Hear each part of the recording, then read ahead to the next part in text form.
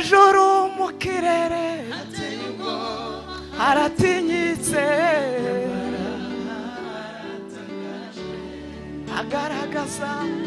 agaragaza gukomera, uwahageze wese yahumura.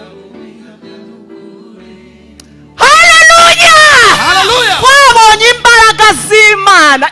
Imana ishimwe iziturindira hariya. Ariko buriya byonyine ubitekereje, buriya uriya mwuka tujya duhumeka wo muri kiriya kintu gifunze abantu nka 500 mu ndege imwe, arizo tujya tugenderamo tugiye muri Australia, iba ari etage, bamwe hasi abandi hejuru, indege imwe.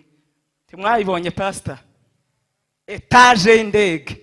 Ariko aho hose ukahabonera oxygene, ugahumeka neza, ugasinzira, ukeneye kuryama, ukarota neza, ukerekwa. Aho hagaragara imbaraga z'Imana.